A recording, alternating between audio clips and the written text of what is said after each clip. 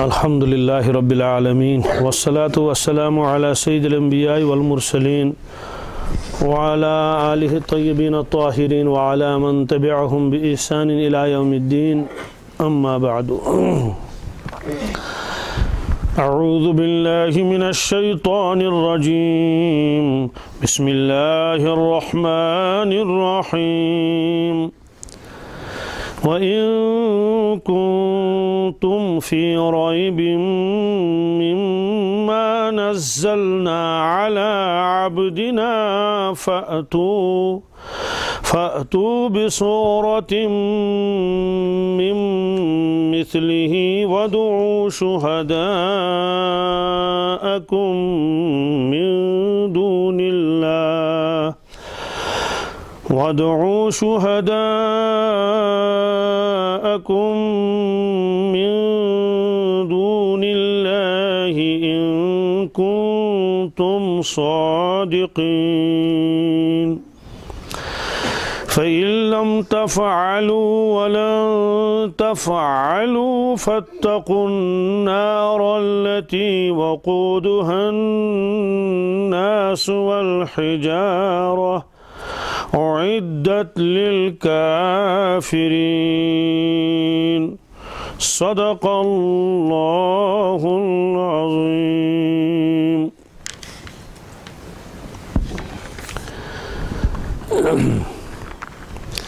یہ سورہ بقرہ کی 23ویں آیت ہے۔ رسول اللہ صلی اللہ علیہ وسلم کے اوپر قرآن پاک نازل ہو رہا تھا اور آپ لوگوں کو قرآن پاک سنا رہے تھے، تو کفار لوگ مکہ شریف کے کفار وہ یہ کہتے تھے کہ یہ اللہ تعالیٰ کا کلام نہیں ہے، بہت اعتراضات کرتے تھے۔ کبھی کہتے تھے کہ نعوذ باللہ من ذالک، کیا ان کے علاوہ اللہ تعالیٰ کو کوئی ملا ہی نہیں کہ ان کو نبی بنائیں؟ یہاں اتنے بڑے بڑے مالدار لوگ ہیں، طائف میں ہیں اور مکہ شریف میں ہیں، تو ان کے علاوہ کوئی اللہ تعالیٰ کو نہیں ملا ان کو نبی بنایا؟ اور کبھی کہتے تھے کہ یہ تو خود ہی بناتے ہیں اس کلام کو۔ تو یہود بھی کفار کے دلوں میں شک شبہ ڈالتے تھے، کیونکہ مکہ شریف کے کفار کو ایک خاص تعلق تھا مدینہ طیبہ کے یہود کے ساتھ، اس لیے ان سے پوچھنے کے لیے جاتے تھے، باتیں کرنے کے لیے جاتے تھے۔ حالانکہ ان کو معلوم تھا یہ نبی صلی اللہ علیہ وسلم ہیں، اللہ تعالیٰ کے آخری نبی ہیں، یہ سب وہ جانتے تھے، لیکن ضد کی وجہ سے وہ یہی کہتے تھے کہ ان کے اوپر ایک ساتھ کیوں نہیں قرآن پاک نازل ہوا جیسے توریت اور انجیل۔ وہ لوگ ضد کیوں کرتے تھے؟ اس کی وجہ یہ ہے کہ حضرت ابراہیم علیہ السلام کے جو دو صاحبزادے تھے، ایک کا نام مبارک ہے حضرت اسماعیل علیہ السلام اور ایک کا نام مبارک حضرت اسحاق علیہ السلام۔ اسماعیل علیہ السلام کو حضرت ابراہیم علیہ السلام نے بسایا مکہ شریف میں، اس کا بیان قرآن پاک میں ہے۔ اسحاق علیہ السلام تو دوسری جگہ رہنے کے لیے گئے، بسنے کے لیے گئے، تو اولاد تو ان کی بھی ہوئی، اولاد تو ان کی بھی ہوئی، اولاد تو دونوں کی ہوئی۔ اسحاق علیہ السلام کے صاحبزادے ہیں یعقوب علیہ السلام۔ یعقوب علیہ السلام کا لقب ہے اسرائیل، یہ قرآن پاک میں ہے۔ اسرائیل کا مطلب ہے عبداللہ، یعنی اللہ کا بندہ، تو ان کے اولاد جو ہے ان کو بنی اسرائیل کہتے ہیں۔ یعقوب علیہ السلام کے صاحبزادے ہیں یوسف علیہ السلام۔ بہرحال یعقوب علیہ السلام کی جو اولاد ہے ان کو بنی اسرائیل کہتے ہیں۔ بنی اسرائیل میں بے شمار انبیاء علیہ السلام آئے ہیں، بلکہ یعقوب علیہ السلام کے بعد جتنے بھی نبی آئے ہیں سارے کے سارے بنو اسرائیل ہیں، تمام۔ موسیٰ علیہ السلام، عیسیٰ علیہ السلام، ایوب علیہ السلام، زکریا علیہ السلام، سلیمان علیہ السلام، داؤد علیہ السلام، یہ سارے کے سارے جو ہیں بنی اسرائیل ہیں۔ بنی اسرائیل کا مطلب یہ ہے کہ حضرت یعقوب علیہ السلام کی ذریت یہ ہے۔ ادھر سے جو دوسرا سلسلہ چل رہا تھا حضرت اسماعیل علیہ السلام کا جو مکہ شریف میں تھے، ان کے اولاد میں تو کوئی نبی نہیں آیا. تو بنی اسرائیل یہ سمجھنے لگے کہ یہ رسالت تو ہماری خاندان کا حق ہے، یہ تو ہمارا حق ہے. اب ان کے ذہن میں یہ تھا کہ جو آخری نبی ہوگا وہ بھی ہمارا ہی ہونا چاہیے. تو یہ ان کے دلوں میں بیٹھا ہوا تھا. لیکن اس کے بعد جب انہوں نے دیکھا کہ مکہ المکرمہ میں سے کہ نبی آخر الزمان صلی اللہ علیہ وسلم نمودار ہوئے، مبعوث ہوئے، اور ان کو معلوم ہے کہ وہ تو بنو اسرائیل میں سے تو ہے نہیں، وہ تو بنو اسماعیل ہیں، تو بس یہ ضد ان کو ہوئی اور حسد کرنے لگے کہ نبی آخر الزمان صلی اللہ علیہ وسلم سب نبیوں کے سردار، نبوت تو ہمارے خاندان میں چلی آ رہی ہے، یہ کیا ہوا کہ اب تو دوسرے خاندان میں نبوت چلی گئی. بس یہ بات جو ہے وہ باعث بن گئی ان کے حسد کی اور انکار کرنے کی. اس وجہ سے وہ اب نبی کریم صلی اللہ علیہ وسلم کے اس مشن کو کمزور کرنا چاہتے تھے، دبانا چاہتے تھے. تو مکہ شریف کے رہنے والے مشرکین یہ تو ان پڑھ تھے، ان کو تو معلوم نہیں تھا علمی اعتبار سے کہ نبوت کیا چیز ہے، رسالت کیا چیز ہے، یہ سب چیزیں نہیں جانتے تھے، اور علم کیا چیز ہے اور اسلام کی تاریخ کیا ہے اس سے پہلے.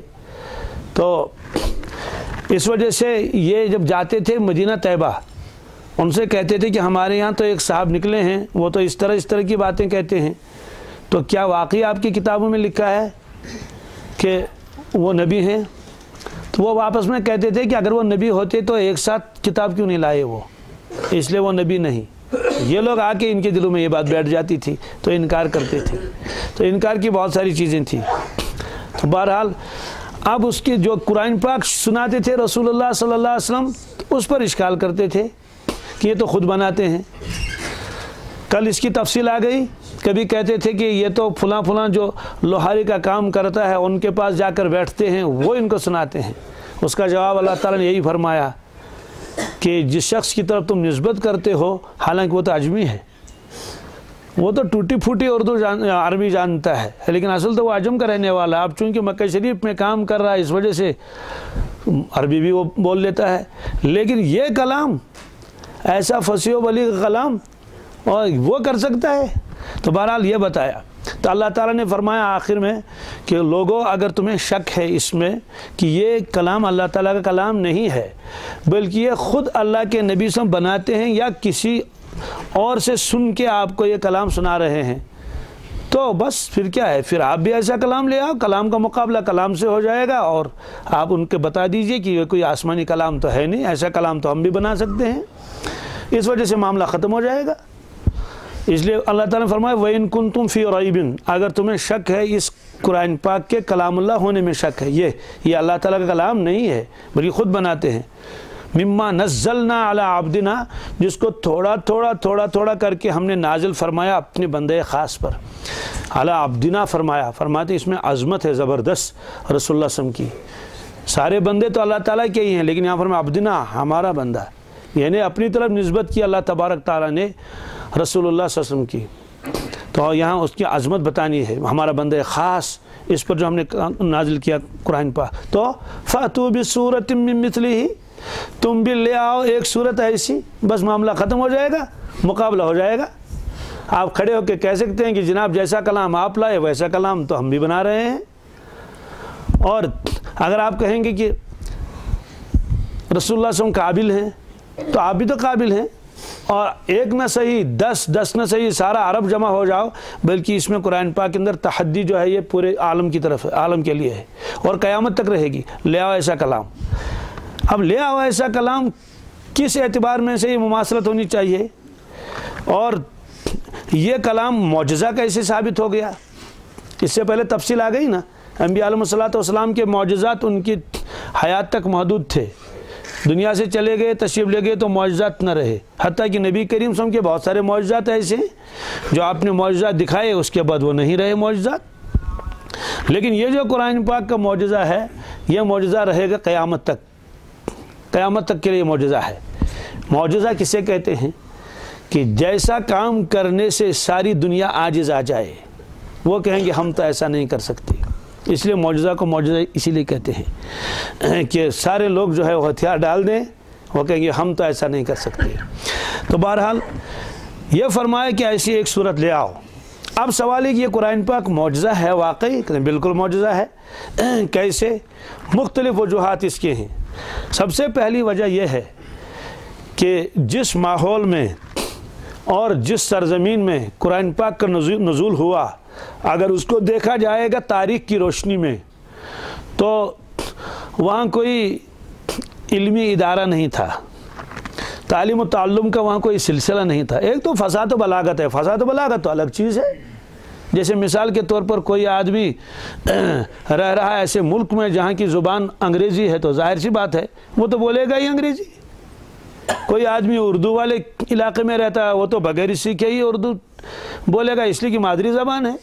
تو اہل عرب کو تو مادری زبان تو عربی تھی، البتہ اللہ تعالیٰ نے ان کو فصاحت و بلاغت دی تھی، فصیح و بلیغ تھے، قادر الکلام تھے، لیکن باقاعدہ مدارس ہوں اور اسکول ہوں، وہاں علوم پڑھائے جاتے ہوں، دنیا کی تاریخ پڑھائی جاتی ہو، تورات کا درس ہو، انجیل کا درس ہو، انبیاء علیہ السلام کے حالات ہوں، تہذیب و تمدن کے اصول بیان کیے جاتے ہوں، یہ تو کچھ بھی نہیں تھا۔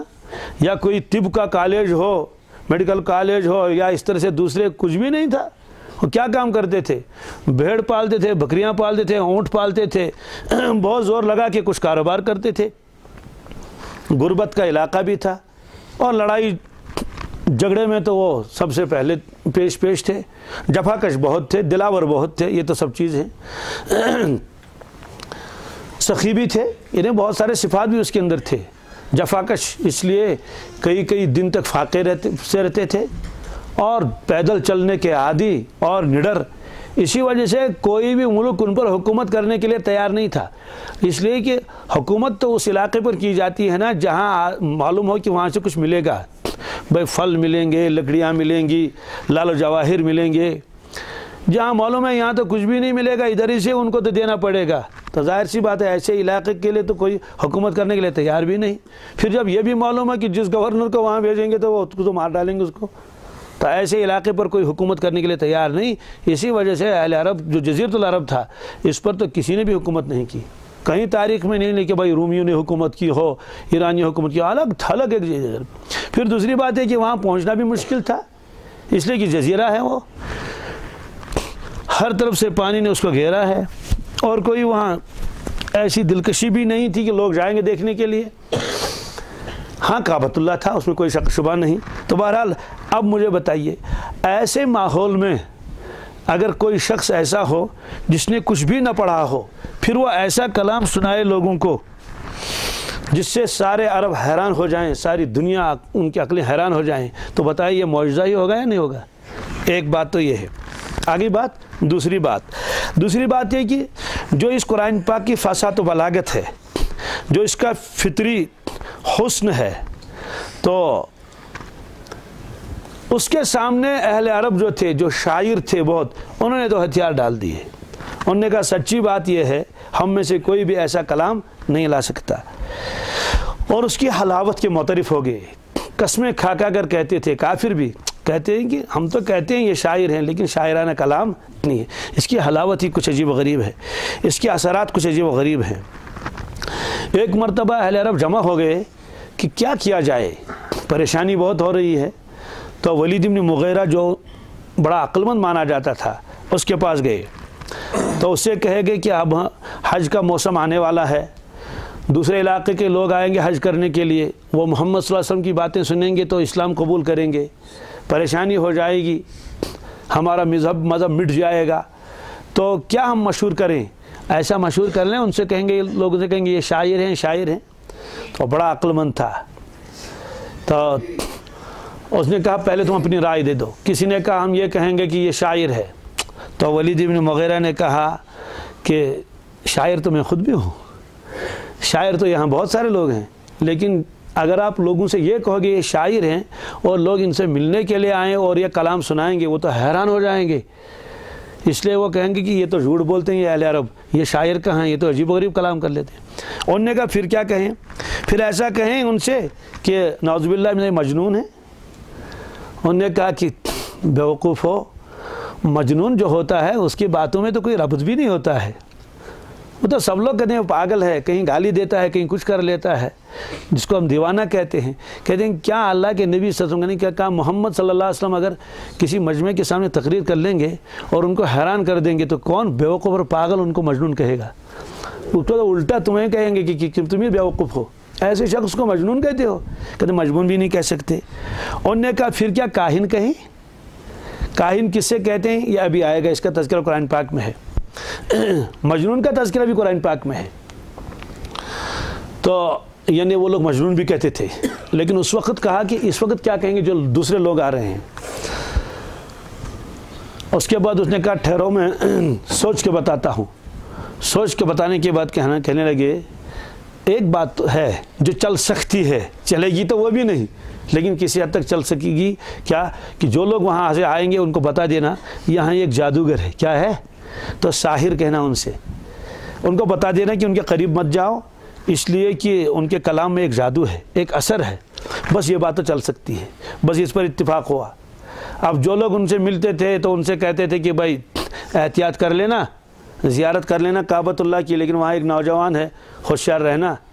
کہنے کا کیوں؟ کہتے ہیں کہ ساحر ہے وہ، پتہ نہیں کہاں سے جادو سیکھ کے آیا ہے اور اس کے کلام میں ایسا جادو ہے تو جو اس کا کلام سنتا ہے تو اس پر ایمان لاتا ہے، اس کا غریبدہ ہو جاتا ہے۔ یہ بتایا انہوں نے۔ اب اس کے اندر چاشنی کیسی تھی؟ ابو جہل اتنا خطرناک دشمن، ایسے اخنس ابن شریق اتنا زبردست دشمن۔ اللہ کے نبی صلی اللہ علیہ وسلم کی عادت شریفہ تھی، یہ رات کو قرآن پاک کی تلاوت کرتے تھے، دیر گزرے تک اپنے صحن مبارک میں جاتے تھے، کبھی کبھی بیت اللہ کے پاس میں جاتے تھے، اللہ اکبر کر کے آپ جہر کرتے تھے، قرآن پاک پڑھتے تھے۔ یہ لوگ چپکے چپکے جاتے تھے سننے کے لیے، ابو جہل بھی جاتا تھا چپکے چپکے سننے کے لیے، یہ اخنس ابن شریق بھی جاتا تھا چپکے چپکے سننے کے لیے۔ اتفاقاً جب ایک مرتبہ یہ وہاں سے نکل رہے تھے تو راستے میں یہ 2-3 ساتھی مل گئے۔ ایک نے کہا تم کہاں تھے؟ دوسرے نے کہا تم کہاں تھے؟ اس نے کہا کہیں نہیں بھائی ایسے۔ انہوں نے کہا نہیں صاحب بتاؤ آدھی رات کو یہاں کیا کام؟ اس نے کہا یار ہم تو قرآن شریف سن رہے تھے محمد صلی اللہ علیہ وسلم کا۔ تو انہوں نے کہا ہو یہ تو پریشانی ہو جائے گی، اگر اہل عرب قریش سنیں گے یہ رات کو چپکے چپکے وہاں خود قرآن پاک سننے کے لیے جاتے ہیں اور ہم کو منع کرتے ہیں تو معاملہ الٹا ہو جائے گا۔ انہوں نے کہا چلو ہاتھ ملاؤ، وعدہ کر لو کل سے نہیں سنیں گے۔ چلو ٹھیک ہے۔ اب اگلے روز دیکھا 1-2 دن کے بعد جب تلاوت ختم ہو گئی یہ پھر ملے اتفاق سے۔ انہوں نے کہا یار تم بھی آئے ہو؟ انہوں نے کہا جب تم آئے ہو تم مجھے کیا ٹوکتے ہو؟ انہوں نے کہا چلو وعدہ کر لیں اب کبھی نہیں آئیں گے۔ انہوں نے کہا ٹھیک ہے۔ اس طرح سے پھر معاہدہ ہوا۔ 1-2 روز کے بعد پھر ملاقات ہو گئی، یہ لوگ واپس آتے تھے سننے کے لیے۔ پھر اس کے بعد انہوں نے معاہدہ کیا کہ اب نہیں آئیں گے۔ بتانا کیا ہے؟ بتانا اصل یہ ہے کہ یہ لوگ جو تھے یہ قرآن پاک کے اتنے ان کا اثر ایسا قرآن پاک میں تھا، ایسی کشش اس میں تھی کہ ان سے رہا نہیں جاتا تھا۔ تو ابو جہل سے پھر کسی نے کہا کہ آپ کو کیا لگتا ہے کہ محمد صلی اللہ علیہ وسلم کیا واقعی ساحر ہیں؟ اس نے کہا نہیں ساحر بھی نہیں۔ اس نے کہا سچ کہتے ہیں؟ اس نے کہا یار سچ ہی کہتے ہیں۔ کہ پھر ایمان لانے میں کیا رکاوٹ ہے؟ اس نے کہا اصل میں ہماری اپنی خاندانی لڑائی ہے، خاندانی لڑائی ہے، چونکہ یہ بنو عبد المطلب سے ہیں، اگر ہمارے شاخ سے ہوتے حالانکہ وہ بھی قریش تھے تو ہم ضرور مانتے، بس وہی حسد کی آگ یہ سبب بن گئی، ورنہ ان کے دل تو کہتے تھے۔ تو یہ تو واقعی عجیب و غریب کلام ہے۔ اب اس میں ایک چیز آ گئی تھی، ایک کاہن ہے، کاہن کسے کہتے ہیں اور شاعر کسے کہتے ہیں یہ تو آپ کو معلوم ہی ہے۔ رسول اللہ صلی اللہ علیہ وسلم ایک مرتبہ تلاوت کرتے تھے، ایک کافر سن رہا تھا، عجیب معاملہ ہے۔ آپ تلاوت کر رہے تھے تو وہ کہنے لگا کیا بہترین شاعر ہے، یہ کہا۔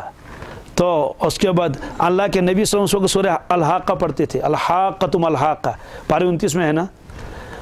اب وہ سوچ رہا ہے دل میں یہ تو بہترین شاعر ہیں، تو اللہ کے نبی صلی اللہ علیہ وسلم یہ آیتیں پڑھ لی۔ کیا پڑھ لی؟ پہلے تو یہ پڑھ لیا فلا اقسم بما تبصرون وما لا تبصرون انه لقول رسول کریم وما هو بقول شاعر قلیلا ما تؤمنون۔ ساری تفصیل بتانی مقصد نہیں، وہ جو سن رہا تھا کہ یہ تو بہترین شاعر ہے، کیا عجیب کلام ہے، تو حضرت نے نماز میں پڑھ لیا وما هو بقول شاعر قلیلا ما تؤمنون، یہ تو شاعر کا کلام نہیں، تو شاعر کا کلام، لیکن لوگوں تم بہت تھوڑا ایمان لاتے ہو۔ تھوڑا ایمان لانے کا مطلب ہے کہ تمہارے دلوں میں تو اثر آ ہی جاتا ہے، لیکن وہ ناکافی ہے، جب تک پورے طور پر تو مسلمان نہیں بن جاؤ گے۔ وہ حیران ہو گیا، کیا عجیب، اگر یہ شاعر نہیں ہے تو جواب تو مل گیا، یہ شاعرانہ کلام نہیں۔ فوراً اس کے دل میں خیال آ گیا، پھر تو یہ کاہن کا کلام ہے۔ کس کا؟ اب کاہن کسے کہتے ہیں؟ کاہن کہتے تھے اس زمانے میں کچھ لوگ ایسے تھے جن کی دوستی ہوتی تھی جنات کے ساتھ۔ کس کے ساتھ؟ جنات۔ یہ جنات کہاں جاتے تھے؟ یہ جنات جاتے تھے آسمان کے قریب، بادلوں کے قریب، اور یہ مضمون قرآن پاک میں بھی ہے اور کئی جگہ ہے۔ وہاں سے کیا کرتے تھے؟ وہاں جانے کے بعد یہ فرشتوں کی باتیں سنتے تھے۔ فرشتوں کی باتیں جب سننے کے لیے جاتے تھے تو فرشتے فوراً ان کے اوپر بمباری کرتے ہیں۔ یہ آج بھی ہے، بمباری کرتے تھے ان پر، تو یہ زخمی بھی ہو جاتے تھے اور ایک آدھ بات وہاں سے حاصل بھی کر کے لے آتے تھے۔ یہ مضمون قرآن پاک میں ہے، اس کو سننا ہے۔ تو اس کے بعد اصل میں تو پہلے یہ بہت جاتے تھے اوپر آسمانوں تک، جہاں تک ان کی پہنچ تھی، جہاں تک، پھر اس کے بعد پہرا لگا دیا گیا جب وحی نازل ہوئی رسول اللہ صلی اللہ علیہ وسلم کے اوپر، لیکن مکمل پہرا نہیں لگایا اللہ تعالیٰ نے، بس پہرا لگا دیا کہ یہ باتیں نہ سنیں۔ حدیث پاک میں آتا ہے کہ اللہ تبارک تعالیٰ کوئی حکم دیتے ہیں آسمان کے فرشتوں کو، پھر وہ دوسرے آسمان تیسرے آسمان ان کو بتاتے ہیں تکوینیات کے بارے میں، فلان جگہ یہ کرنا ہے، فلان جگہ یہ کرنا ہے، یہاں تک کہ بادلوں تک بھی فرشتے آتے ہیں۔ یہ حدیث پاک میں ہے۔ اب فرشتے آپس میں بات کرتے ہیں، یہ کان لگاتے ہیں، جب فرشتوں کو معلوم ہوا یہ کان لگاتے تو فوراً اوپر سے شہاب ثاقب، ان کے اوپر ایک انگارہ، تارے کا ایک ٹکڑا آ کے ان پر گرتا ہے، وہ زخمی ہو جاتے ہیں، ہلاک بھی ہو جاتے ہیں۔ یہ پھر بھی جاتے ہیں سننے کے لیے، چونکہ مستقل بندش کرنا مقصود نہیں ہے، اللہ کی حکمت ہے، کچھ نہ کچھ ایک آدھ بات تو یہ سن ہی لیتے ہیں بس، چونکہ وہ تکوینی امور کے متعلق ہوتی ہے۔ اب وہ ایک بات تو سن لی کہ فلاں وقت یہ ہوگا، یہ آ کے اس دوست کو کہتے تھے ایسا ہوگا، تو وہ اس ایک بات کے اندر سینکڑوں باتیں جھوٹ کی ملاتا تھا اور پھیلاتا تھا اپنے متعلقین اور چیلوں میں، مریدین میں۔ اب جب باقی تو جھوٹ نکلا، ایک بات سچی نکلی، ایک بات بس، وہ کہتے دیکھے استاد ونجندہ گو بشکات۔ تو یہ مضمون قرآن پاک میں ہے۔ کہاں ہے یہ؟ سورہ ہجر میں بھی ہے اور جگہ بھی ہے۔ یہ فرماتے ہیں وَلَقَدْ جَعَلْنَا فِي السَّمَاءِ بُرُوجًا وَزَيَّنَّاهَا لِلنَّاظِرِينَ، ہم نے آسمان میں برج بنائے ہیں اور ہم نے آسمان کو دیکھنے والوں کے لیے ایک سجایا ہے، خوبصورت بنایا ہے۔ وَحَفِظْنَاهَا مِنْ كُلِّ شَيْطَانٍ رَجِيمٍ، ہر شیطان مردود سے ہم نے اس کو محفوظ رکھا ہے۔ إِلَّا مَنِ اسْتَرَقَ السَّمْعَ، مگر وہ جن جو چوری سے کچھ سن کے بھاگ گیا، فَأَتْبَعَهُ شِهَابٌ مُبِينٌ، تو ایک چمکتا ہوا انگارہ اس کے پیچھے لگ جاتا ہے، تو لگ گیا۔ اب دیکھو کتنے مر گئے پھر بھی جا رہے ہیں۔ اس کی مثال دی ہے ہمارے علماء نے کہ جب ان کو معلوم ہے کہ وہاں انگارہ لگ جائے پھر کیوں جاتے ہیں؟ ارے بھائی کتنے چور پکڑے گئے پھر بھی وہ چوری نہیں چھوڑتے، ہے نا؟ کتنے لوگوں کے ہاتھ کاٹے گئے سعودی میں پھر بھی وہ براؤن شوگر لے کر جاتے ہیں، یا اسی طرح سے کتنے لوگ ہمالیہ کی چوٹی پر چڑھے اور بہت سارے وہاں سے لڑک کے مر بھی گئے لیکن پھر بھی مہم میں جا رہی ہیں۔ تو یہ اس طرح سے سلسلہ چلتا ہے۔ تو کاہن اسی کو کہتے تھے کہ وہ ایک بات اس جن سے سن کے سینکڑوں باتیں اس میں جھوٹ ملا کے لوگوں سے بتاتا تھا، تو اس کو کاہن کہتے تھے۔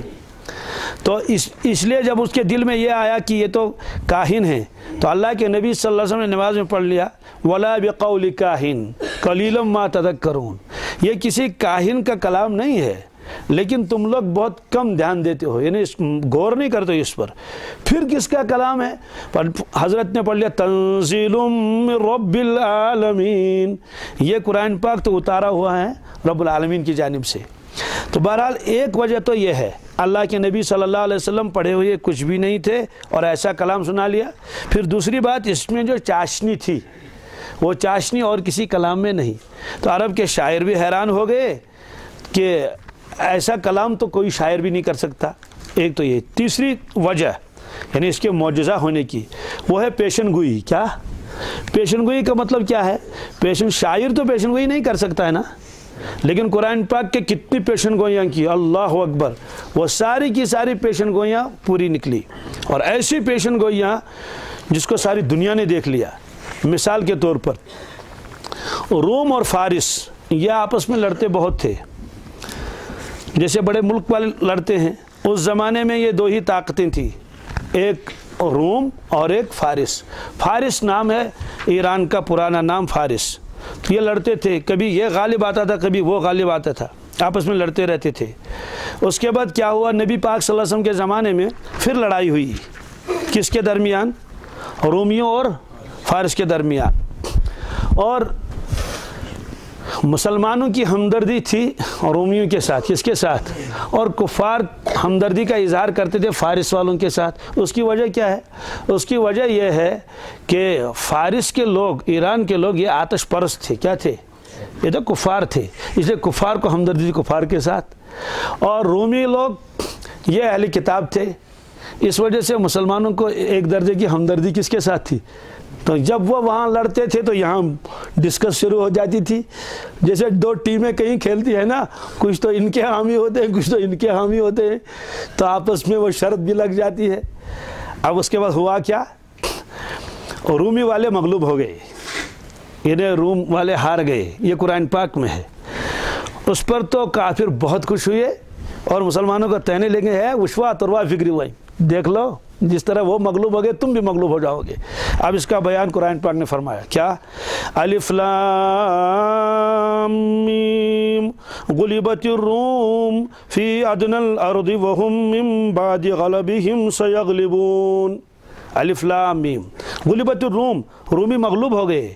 فی ادنی الارض، پاس والے ملک میں، یعنی جو ان کے پاس ان کے ساتھ لڑائی تھی وہاں تو وہ ہار گئے.